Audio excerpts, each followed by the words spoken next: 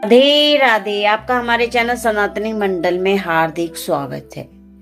आज की यह कथा सिर्फ सुनने के लिए नहीं है, यह महसूस करने के लिए है, अपने भीतर उतरने के लिए है।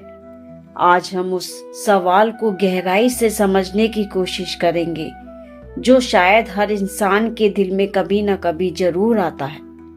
क्या विवाह के बाद किसी और से संबंध बनाना सिर्फ एक गलती है या यह एक गहरा पाप है?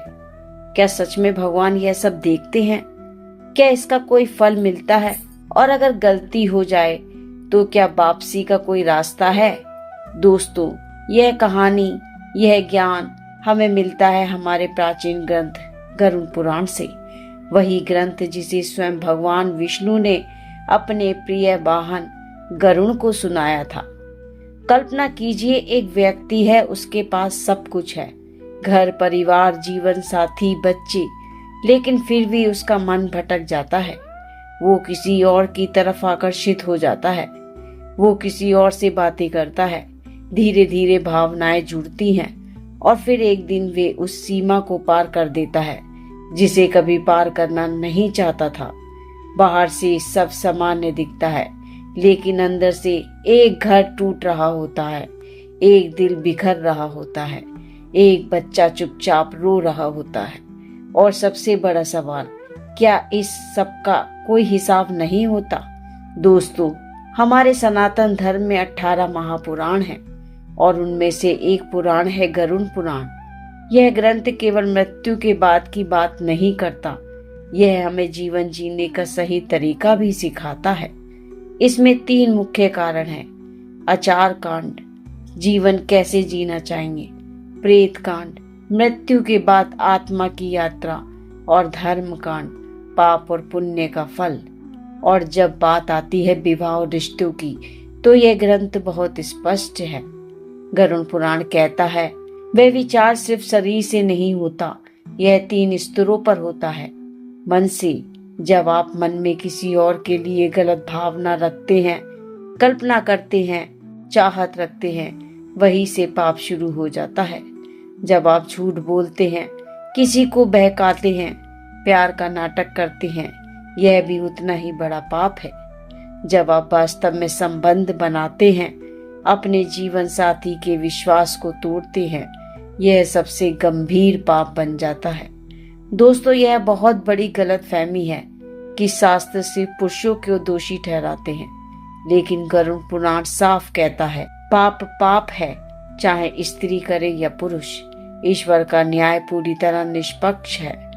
गरुड़ पुराण में 28 प्रकार के नरकों का वर्णन है और कुछ नरक विशेष रूप से उन लोगों के लिए बताए गए हैं जो रिश्तों को तोड़ते हैं। तामेक्ष नरक, घना अंधकार, जहां आत्मा को बांधकर पीटा जाता है, उसे बार बार बेहोश किया जाता है और फिर जगाया जाता है। यह उन लोगों के लिए है जो किसी के रिश्ते में दखल देते हैं। अंधतामिक्ष नरक, इसमें भी ज्यादा भयानक, जहां आत्मा अपनी पहचान तक खो देती है। यह उन लोगों के लिए है जो बार बार वही पाप करते हैं। रोरक नरक, चीखों से भरा हुआ स्थान, यहाँ आत्मा वही दर्द महसूस करती है जो उसने अपने परिवार को दिया था। आशीपत्र वन नरक, तलवार जैसी पत्तों वाला जंगल, हर कदम पर आत्मा कटती है, भागती है, लेकिन बच नहीं पाती। मृत्यु के बाद आत्मा को एक भयानक नदी पार करनी होती है। जो नदी है वैतरणी नदी। यह कोई साधारण नदी नहीं होती, इसमें खून, पीप और दुर्गंध भरी होती है। पापी आत्माएं इसमें गिरती हैं, तड़पती हैं, जबकि पुण्य आत्माएं इसे आसानी से पार कर जाती हैं।